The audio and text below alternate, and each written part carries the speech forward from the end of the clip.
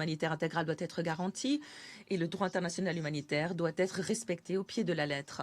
Troisièmement, le Royaume de Bahreïn s'associe au secrétaire général qui, dans son rapport, a condamné les activités des M23 et d'autres groupes armés, des activités qui continuent de nuire à la stabilité dans l'est de la RDC.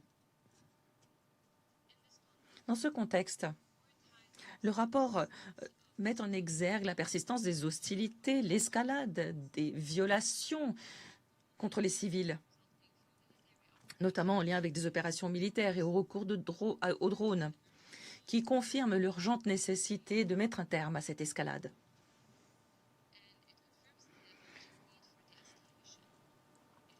Il est important de garantir une désescalade immédiate, de respecter la souveraineté de la RDC et de s'attaquer aux causes profondes du conflit.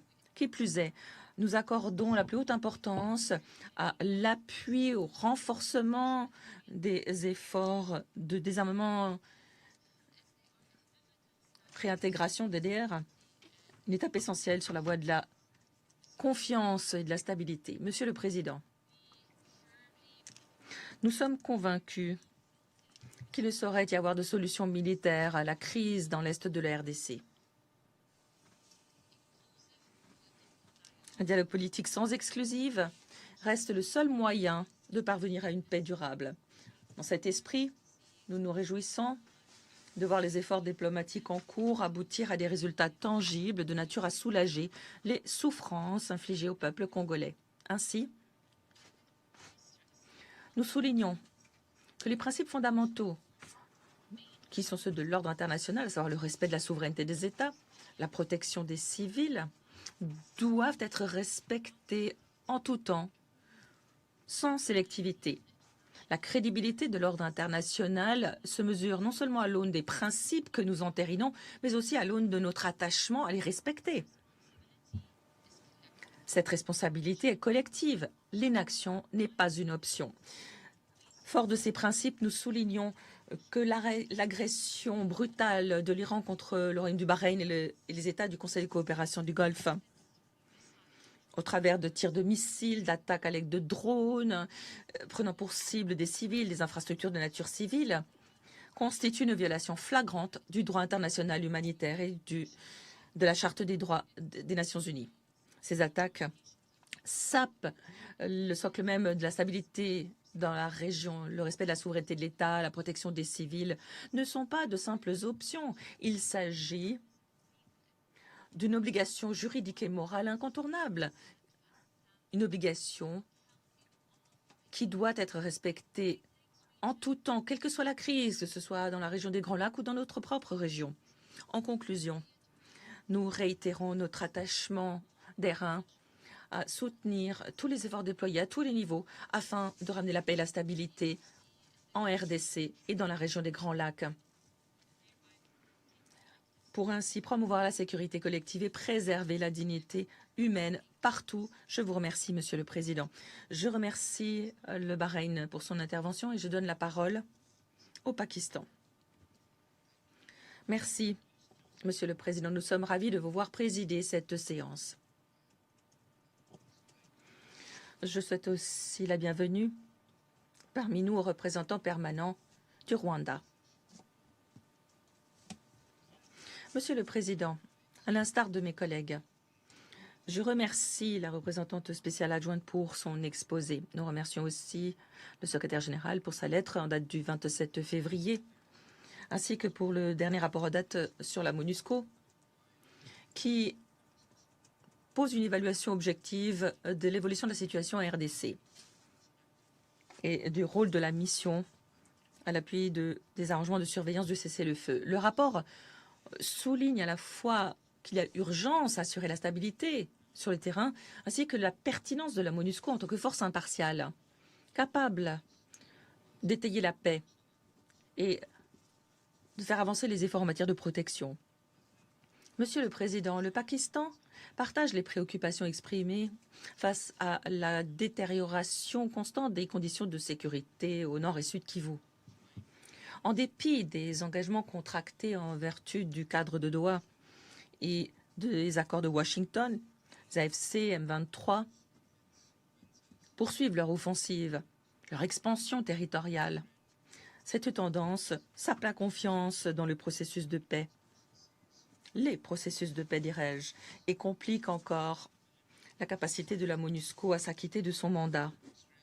Nous soulignons l'urgente nécessité d'appliquer pleinement la résolution 2773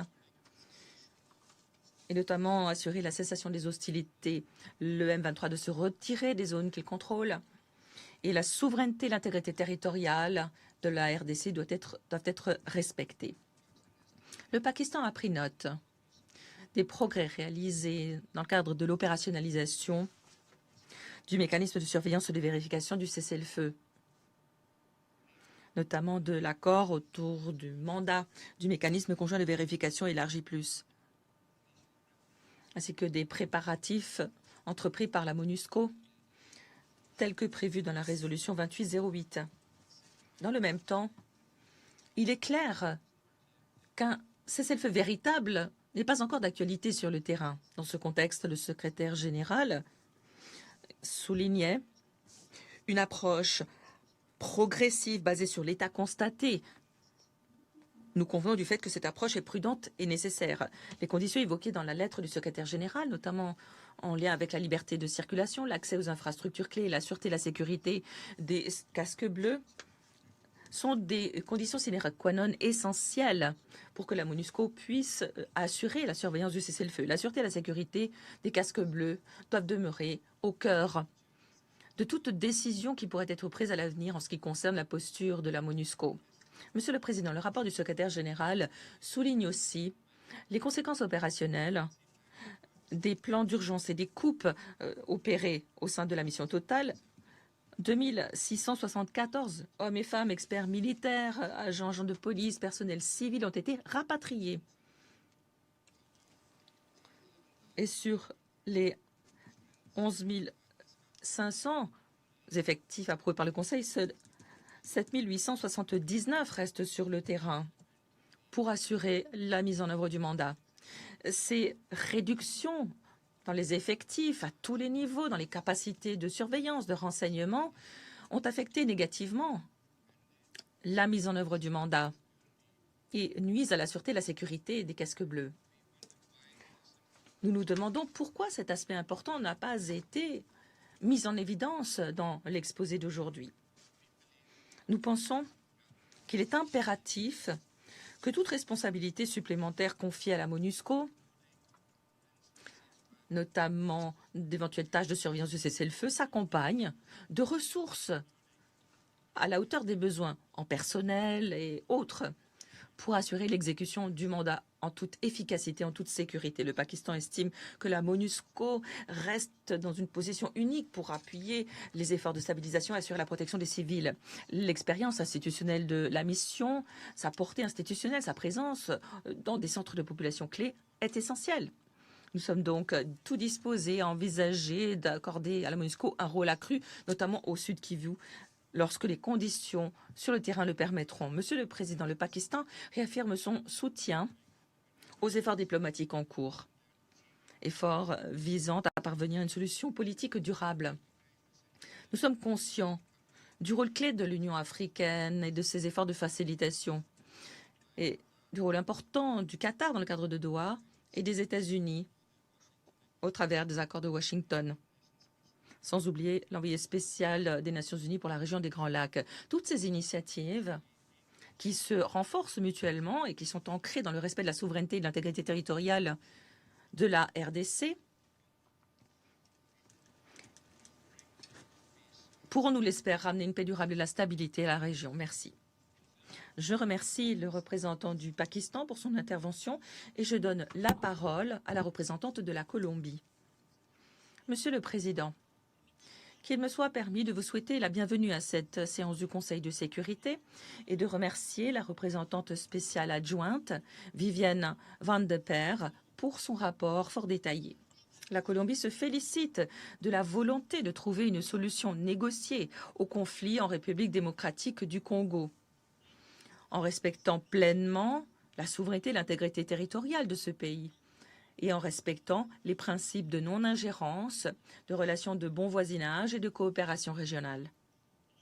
À cet égard, mon pays se félicite des résultats de la rencontre de haut niveau du 17 janvier à Lomé. Rencontre qui est venue réaffirmer la centralité des efforts pilotés par l'Afrique et qui aboutit à un cadre de médiation et un plan de travail opérationnel sous l'égide de l'Union africaine. Nous lançons un appel en faveur du respect des mesures convenues dans le cadre des processus diplomatiques, notamment les accords de Washington et de Doha, afin d'avancer vers une paix qui bénéficie à l'ensemble de la région des Grands Lacs. Il incombe maintenant aux partis de faire montre de la volonté politique nécessaire et de respecter leurs engagements pour ainsi créer les conditions nécessaires à la MONUSCO pour qu'elle puisse pleinement s'acquitter de son mandat, appuyer en toute sécurité et de manière efficace le dispositif de vérification du cessez-le-feu. Aux yeux de la Colombie, la détérioration constante de la situation sécuritaire est préoccupante, contrairement à ce que prévoyait la résolution 2773 de 2025. La réouverture des aéroports de Goma et de Bukavu reste essentielle pour assurer un accès humanitaire plein et entier, rapide et sans entrave. Nous condamnons fermement les récentes attaques ayant visé des civils et du personnel humanitaire. Nous rappelons à toutes les parties l'obligation qui leur est faite de respecter au pied de la lettre le droit international humanitaire. De même, nous adressons nos plus sincères condoléances aux familles des victimes des événements survenus à Goma le 11 mars. Monsieur le Président, la Colombie appuie fermement les travaux de la MONUSCO et se félicite des engagements de la mission à travers la médiation locale et communautaire et la formation de 125 acteurs de paix, dont 58 femmes. De même, ma délégation se félicite des efforts consentis en vue d'une formation spécialisée dans la prévention de la violence fondée sur le genre, lutter contre la violence sexuelle liée au conflit, assurer la protection des enfants. Nous nous félicitons aussi de la création d'un observatoire des questions de genre au fin des processus de Washington et de Doha. Nous espérons que tous ces efforts pourront se poursuivre sous l'égide de M. James Swan, dont nous saluons avec satisfaction la nomination en tant que nouveau représentant spécial du secrétaire général et chef de la MONUSCO. Nous lui souhaitons les pleins succès dans le cadre de ses responsabilités. Je vous remercie. Je remercie la représentante de la Colombie et donne la parole au Royaume-Uni. Merci. À l'instar de mes collègues, je vous remercie, monsieur, de présider cette séance. Merci aussi à la représentante spéciale adjointe Van de Peer pour son exposé. Monsieur le Président, 3 remarques. Tout d'abord, le Royaume-Uni se félicite du leadership et des efforts de médiation des États-Unis, du Qatar et de l'Union africaine pour ramener une paix durable dans l'est de la RDC. Nous demandons aux parties de s'impliquer pleinement dans ces efforts de médiation et de faire en sorte que, et c'est essentiel, les progrès obtenus dans le cadre des négociations se traduisent par une amélioration des conditions de sécurité sur le terrain. Dans le même ordre d'idées, il est essentiel que la résolution 2773 du Conseil de sécurité soit appliquée dans son intégralité, qu'un cessez-le-feu immédiat et sans condition soit instauré et que le soutien des forces de défense rwandaises au M23 cesse et que leur retrait du territoire de la RDC soit garanti. Deuxièmement, le Royaume-Uni se félicite de la proposition du secrétaire général d'une approche progressive, adaptative, modulable et basée sur l'état constaté, en ce qui concerne l'appui de la MONUSCO à la surveillance du cessez-le-feu, tel qu'autorisé dans la résolution 2808 du Conseil de sécurité. Nous appuyons cette proposition. Le Royaume-Uni exhorte les parties à parvenir à la désescalade, à respecter les engagements contractés en vertu des accords de cessez-le-feu et à prendre les mesures nécessaires pour faire en sorte que les conditions prévues par le secrétaire général pour ce qui est de la surveillance du cessez-le-feu soient réunies. Le Royaume-Uni demande à toutes les parties de soutenir pleinement les opérations de la MONUSCO et de créer les conditions propices à une paix durable. La responsabilité de la mise en œuvre du cessez-le-feu incombe en dernière analyse aux parties. Enfin, le Royaume-Uni est vivement préoccupé par la crise humanitaire et la crise de protection qui se poursuit dans l'est de la RDC, notamment les violences sexuelles liées au conflit omniprésentes. Nous condamnons la multiplication des frappes de drones visant les civils, y compris des travailleurs humanitaires et des infrastructures de nature civile. Nous adressons toutes nos condoléances aux victimes de l'attaque du 11 mars. Nous exhortons toutes les parties à garantir la protection des civils et à permettre un accès humanitaire intégral et sans entrave conformément au droit international. Nous demandons aussi aux parties de permettre la réouverture intégrale de l'aéroport de Goma pour que reprennent les vols humanitaires. Je vous remercie. Je remercie la représentante du Royaume-Uni. Et à présent, j'aimerais faire une intervention en tant que représentant des États-Unis d'Amérique. Merci, Madame la représentante spéciale adjointe,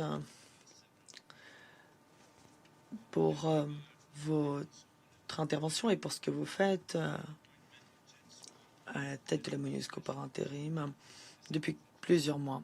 Je tiens également à féliciter M. James Swan en tant que nouveau représentant spécial du secrétaire général et chef de la MONUSCO.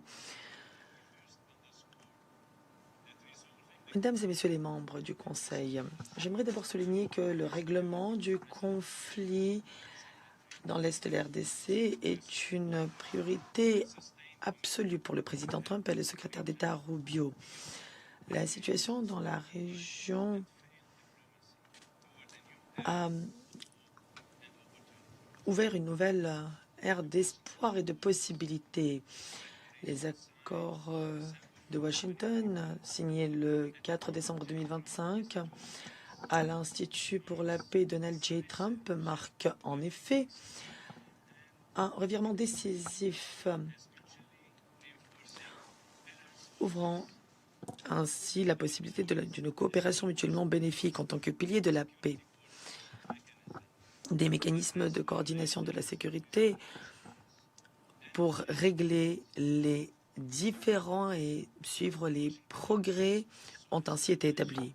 Les accords de Washington établissent également une piste de lancement pour le processus de paix au sens large. Nous savons tous que le règlement d'un conflit aussi complexe et aussi enraciné que celui qui frappe l'Est de la RDC ne surviendra pas du jour au lendemain. Il faudra de la patience, un contact soutenu et des efforts concertés des parties elles-mêmes, des partenaires africains et de la communauté internationale plus largement. Ces accords reposent néanmoins sur des engagements de bonne foi pris par les deux pays, les deux dirigeants.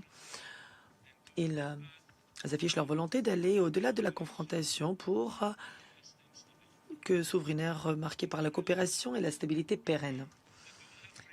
En parallèle, le cadre de Doha offre une piste parallèle, mettant l'accent sur le contact direct entre le gouvernement de la RDC et le groupe armé M23, afin de régler les problèmes concrets issus des violences. Nous remercions le gouvernement du Qatar qui a accepté la facilitation de ce processus. Ces efforts sont complétés par le processus de médiation de l'Union africaine, conduit par le président de l'Angola, M. Lorenzo, et par M. Faure Gnassingbé du Togo. Les acteurs humanitaires sur le terrain peuvent bénéficier de ces processus de médiation de l'Union africaine. Toutes ces initiatives sont complémentaires et nous sommes déterminés à en appuyer la mise en œuvre, tout comme nous sommes déterminés à appuyer la mise en œuvre de la résolution du Conseil de sécurité, la résolution 2773. Et ces efforts ont déjà porté leurs fruits avec la création de nouveaux canaux de communication et de vérification. Or, ces progrès démontrent qu'un contact soutenu et des efforts concrets produisent des résultats concrets, même dans des conditions difficiles. Et nous savons aussi qu'il reste beaucoup de problèmes à régler. Nous sommes extrêmement déçus par l'escalade du conflit provoqué par le Rwanda récemment. Ceci constitue une violation directe des obligations contractées dans le cadre des accords de Washington. C'est la raison pour laquelle les États-Unis ont pris une mesure sans précédent un peu plus tôt ce mois-ci. Nous avons imposé des sanctions ciblées aux forces de défense rwandaises et certains de ces généraux. 4 au total. Nous ferons tout pour que ceux qui sapent la paix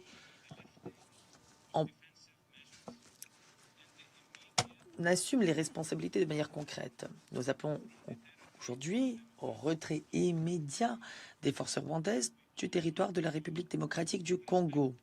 Nous appelons en outre au respect de la souveraineté, de l'intégrité territoriale et de l'indépendance politique de la RDC. Dans le même temps, le gouvernement de la RDC s'est engagé à neutraliser immédiatement les FDLR. À tout le monde dans les zones que le gouvernement contrôle. Ceci est essentiel pour apaiser les préoccupations qui alimentent la méfiance et l'instabilité dans la région. Pour que la paix soit pérenne, il faut également rétablir l'autorité de l'État de la RDC dans les Kivu. Le peuple congolais doit pouvoir compter sur ses institutions légitimes pour la sécurité, la gouvernance et les services de base dans ces régions. Nous devons également confronter directement un des facteurs les plus importants du conflit en RDC. En effet, les ressources naturelles de la région sont pillées systématiquement depuis des décennies. Les groupes armés, les réseaux criminels et les acteurs extérieurs se livrent à des activités d'exploitation des ressources minérales de l'Est de la RDC à travers des activités de trafic qui alimentent ensuite des chaînes d'approvisionnement illégales qui enrichissent à leur tour les groupes armés et d'autres acteurs, pérennisent la violence et sapent la gouvernance légitime. Cette exploitation prédatrice prive le peuple congolais des avantages que pourraient leur offrir leurs richesses naturelles, tout en alimentant la stabilité dans toute la région des Grands Lacs. Une économie de l'ombre s'est ainsi constituée et maintenue pendant trop longtemps. Toute paix durable dans l'Est de la RDC passe donc par le démantèlement sérieux de ces réseaux de trafic.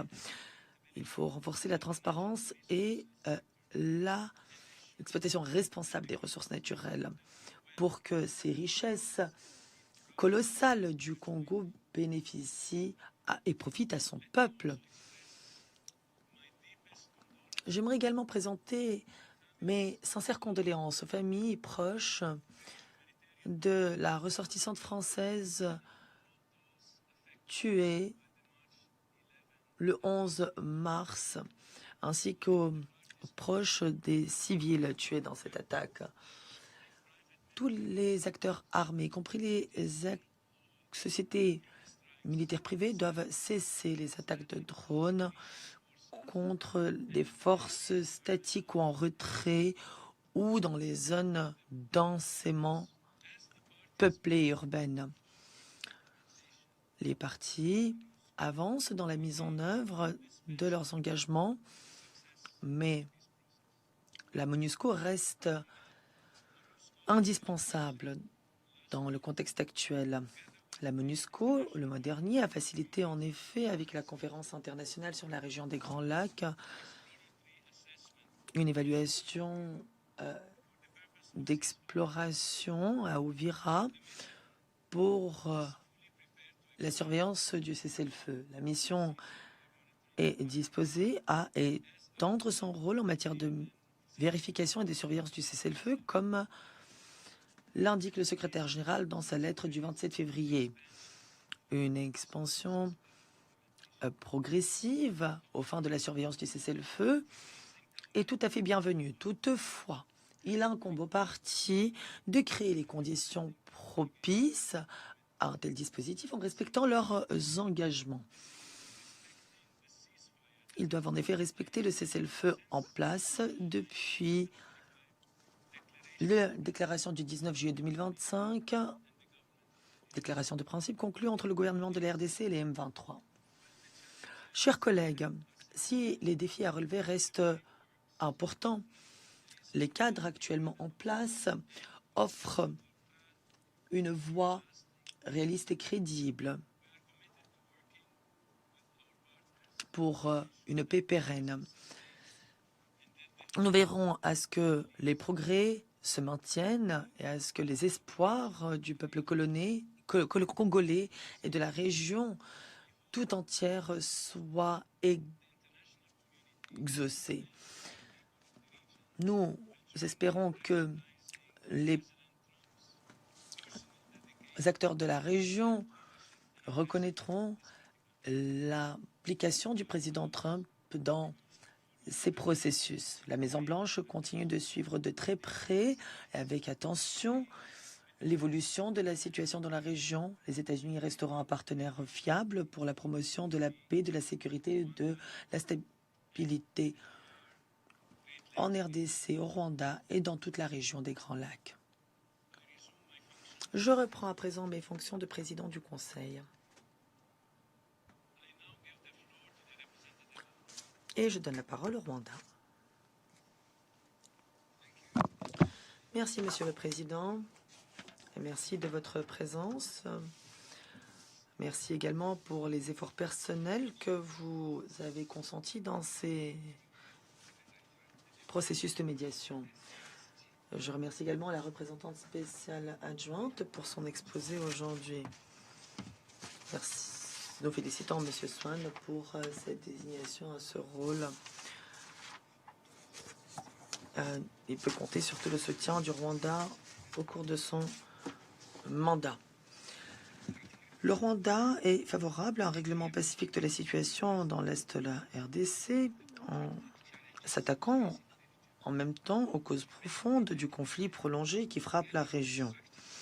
Nous sommes déterminés à participer de manière constructive aux efforts visant à trouver une solution durable à ce conflit. Ceci dit, le conflit dans l'Est de la RDC n'est pas de notre fait. Nous avons toujours été préoccupés par la présence des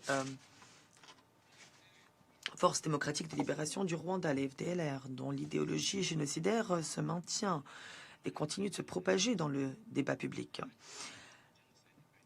Les FDLR ne sont pas un groupe armé comme les autres. Il s'agit d'une force génocidaire fondée par ceux qui ont perpétré le génocide de 1994 contre les Tutsis, une idéologie génocidaire qui n'a pas changé.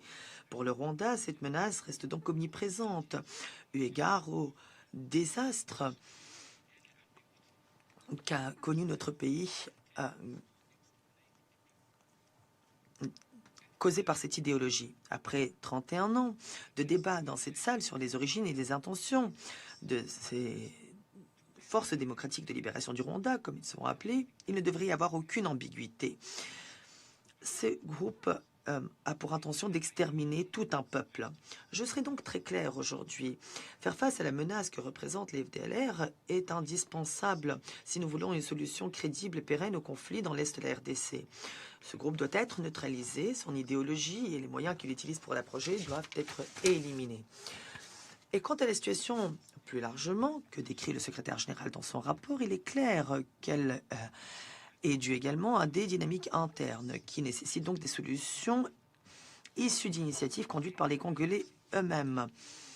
Il faut aussi qu'une attention soutenue soit portée aux causes profondes du conflit. Et à cet égard, le cadre de Doha pour la paix offre un cadre important de dialogue pour régler les facteurs internes de l'instabilité. Il faut donc progresser sur cette voie.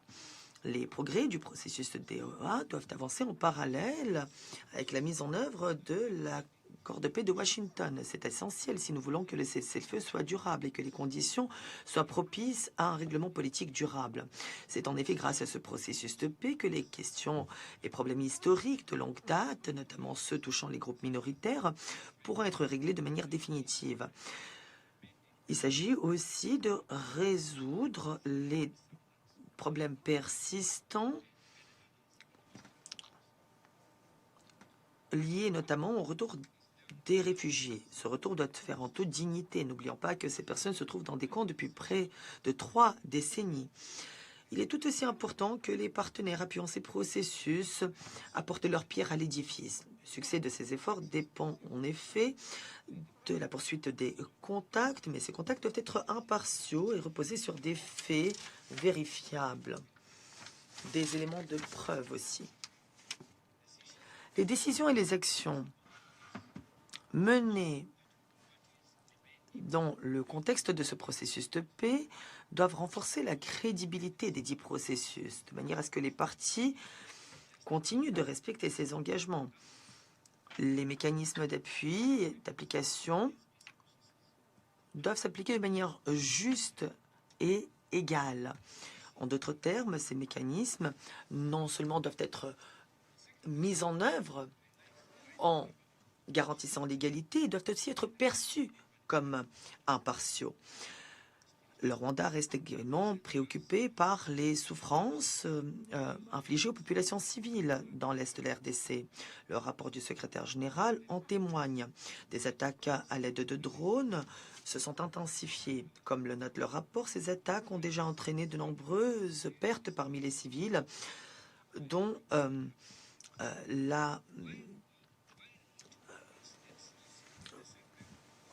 personne que nos collègues ont cité, qui travaillent pour l'UNICEF et d'autres civils, tués le 11 mars à Goma. Si tous les incidents ne reçoivent pas toute l'attention internationale méritée, n'oublions pas que les communautés des hauts plateaux continuent de subir les conséquences de cette escalade. Si vous le permettez, je voudrais aujourd'hui rappeler certains de ces incidents. J'aimerais que cela soit consigné dans le procès-verbal de cette séance et qui soit prise en compte dans les débats futurs. Les 22 janvier, 24 janvier, 12 février, 7 mars, 9 mars, 19 mars et pas plus tard qu'hier, des frappes à l'aide de drones ont frappé Minembwe et d'autres régions du Nord Kivu. Et dans toutes ces attaques, des civils ont péri.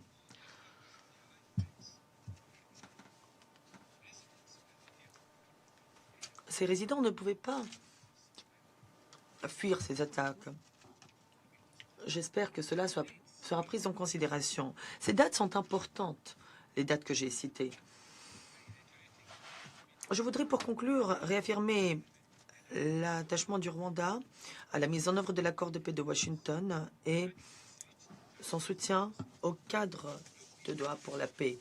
Mais ces accords et ces processus doivent aujourd'hui produire des résultats concrets. Le fonctionnement des mécanismes de surveillance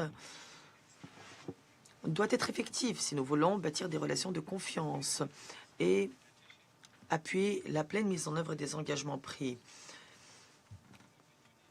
Si nous restons concentrés sur la mise en œuvre et sur les causes profondes du conflit, nous avons une réelle possibilité d'avancer vers une paix durable et pérenne dans la région de manière honnête et complète. Merci, Monsieur le Président. Merci également aux membres du Conseil de leur attention.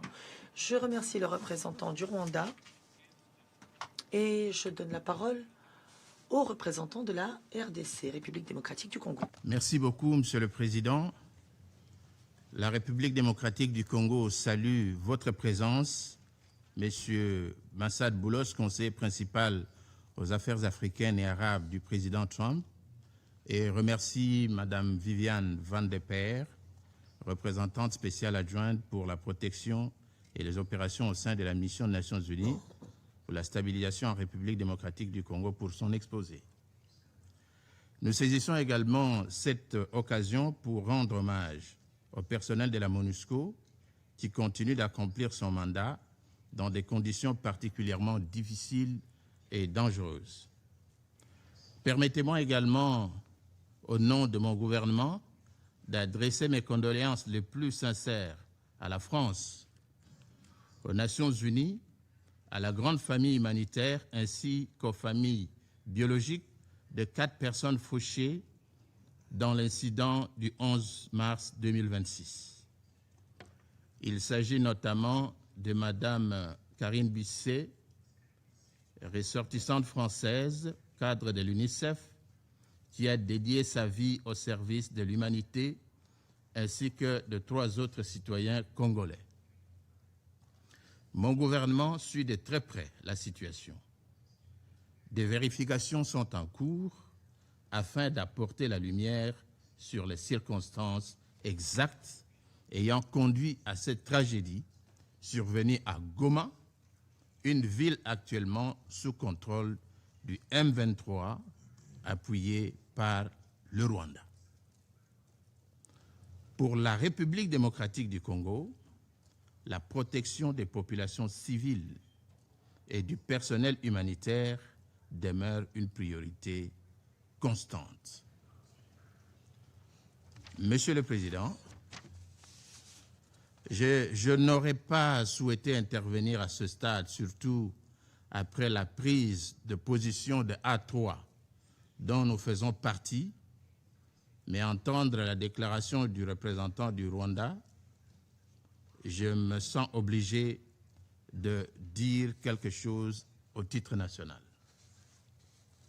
S'associant à la déclaration donc faite par les A3, la République démocratique du Congo exprime sa profonde indignation face à la poursuite des hostilités dans l'est de son territoire, en violation flagrante des engagements pris dans le cadre des processus de Washington et de Doha. Le rapport du secrétaire général est sans ambiguïté. Les offensives du M23 se poursuivent avec le soutien des forces de défense rwandaises. Ces faits établis au plus haut niveau des Nations Unies confirment une violation grave de la souveraineté et de l'intégrité territoriale de mon pays. Sur le terrain, cette coalition M23 RDF continue d'occuper des localités congolaises, d'y établir des administrations parallèles et de menacer de nouvelles avancées militaires. Les conséquences pour les populations civiles sont dramatiques. Des centaines de civils ont été tués, dont des femmes et des enfants. Des millions de personnes ont été déplacées et des violations graves et massives des droits humains continuent d'être documentées. Le M23 étant identifié comme le principal auteur de ces abus. À Goma et à Bukavu, et partout sur le territoire contrôlé par les forces rwandaises, l'espérance de vie des jeunes Congolais est passée de 24 heures. Un véritable génocide qui mérite d'être arrêté.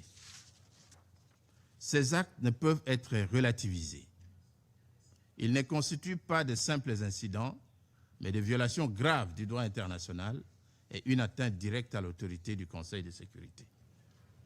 Dans ce contexte, la République démocratique du Congo appelle à la mise en œuvre immédiate, intégrale et sans concession de la résolution 2773, notamment le retrait des forces de défense rwandaises du territoire congolais et la cessation immédiate des hostilités par le M23.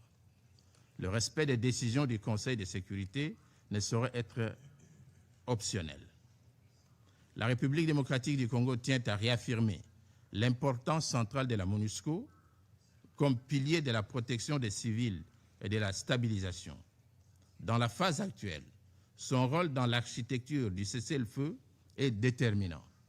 Sa participation au mécanisme conjoint de vérification élargi, son appui au mécanisme de suivi du cessez-le-feu et de ses contributions techniques constituent des éléments essentiels pour assurer la crédibilité du processus. Le renforcement du rôle de la MONUSCO dans le monitoring du cessez-le-feu est indispensable pour garantir la transparence, la vérification indépendante et la responsabilisation des parties. À cet égard, mon pays insiste sur la nécessité de garantir la pleine liberté de mouvement de la mission, la levée de toutes les restrictions dans les zones sous contrôle du M23 et la mise à disposition de ressources adéquates pour lui permettre d'exercer pleinement son mandat. La République démocratique du Congo réaffirme par ailleurs son engagement constant, sincère et de bonne foi dans les processus politiques en cours. Nous restons pleinement engagés dans les processus de Washington et de Doha, ainsi que dans l'ensemble des initiatives régionales et internationales visant à parvenir à une paix durable.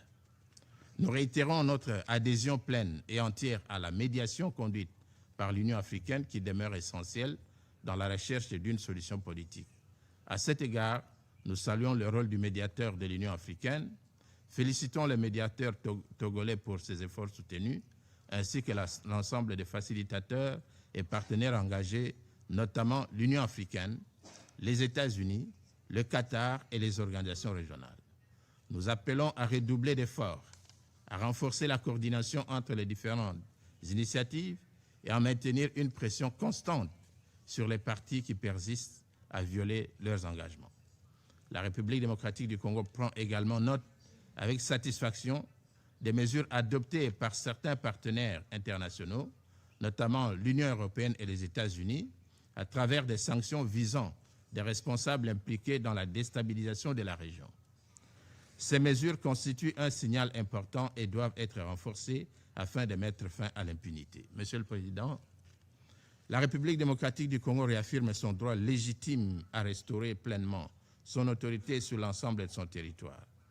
Aucune solution durable ne pourra être envisagée sans le respect strict de son intégrité territoriale. Le démantèlement des administrations parallèles et le rétablissement effectif de l'autorité de l'État. La position de mon gouvernement est claire. Il ne peut y avoir de paix sans respect de la souveraineté. Il ne peut y avoir de processus crédible sans mise en œuvre des engagements et il ne peut y avoir de stabilité sans responsabilité. La République démocratique du Congo ne manque ni de volonté ni d'engagement. Ce qui est attendu aujourd'hui, c'est une action résolue, cohérente et collective pour faire respecter les décisions de ce Conseil et mettre fin aux souffrances du peuple congolais. Le moment n'est plus aux déclarations d'intention, il est à l'action. Permettez-moi pour terminer, Monsieur le Président, sans abuser de votre temps, de répliquer succinctement à ce que le représentant du Rwanda venait de dire, notamment en ce qui concerne le FDLR et les discours de haine. Ce sont des choses sur lesquelles nous sommes revenus plusieurs fois. Je ne vais pas en abuser. Je voudrais tout simplement dire que les FDLR dont le Rwanda parle sont des citoyens rwandais et que la plupart d'entre eux se trouvent sur le territoire qui est contrôlé actuellement par le Rwanda, c'est-à-dire l'est de la RDC, la partie de Goma, la partie de Bukavu. Nous avons accepté de collaborer à cette activité pour apporter la paix chez nous. Et nous sommes disposés à exécuter les obligations qui nous incombent à ce titre-là. Le discours de haine dont ils ont parlé, c'est finalement quelque chose qui nous étonne, car le Rwanda s'est permis d'envahir le territoire de tout un pays, mais craint un discours de haine alors qu'il conduit un génocide sur le territoire de la République démocratique du Congo. L'exploitation des ressources naturelles. Il nous a pris 30 ans pour convaincre ce Conseil que les minerais exportés par le Rwanda sont exploités sur le territoire congolais. Dieu merci que la vérité a fini par triompher. Aujourd'hui, je crois que ce Conseil a compris. Et nous croyons aussi que la communauté internationale a compris. Monsieur le Président, je ne vais pas abuser de votre temps. J'ai dit et je vous remercie. Je remercie le représentant de la République démocratique du Congo pour son intervention. Nous n'avons plus d'orateurs inscrits sur la liste. J'invite à présent les membres du Conseil à poursuivre la discussion en consultation à huis clos. Mais avant de lever la séance, étant donné que cette réunion est la dernière prévue pour le mois de mars, je voudrais tous et toutes vous remercier au nom de la délégation des États-Unis. Remercier aussi le secrétariat du Conseil pour le soutien qui nous a été octroyé. Ce fut un mois chargé, sans nul doute. Un mois au cours duquel nous avons pu dégager un consensus sur plusieurs questions importantes relevant du mandat du Conseil. Nous n'aurions pas pu le faire sans votre concours, sans les efforts inlassables et les contributions positives, le soutien de chacune des délégations et des représentants du secrétariat. Nous n'oublions pas non plus l'équipe technique, services de conférence, interprètes, traducteurs, verbatim et personnel de sécurité.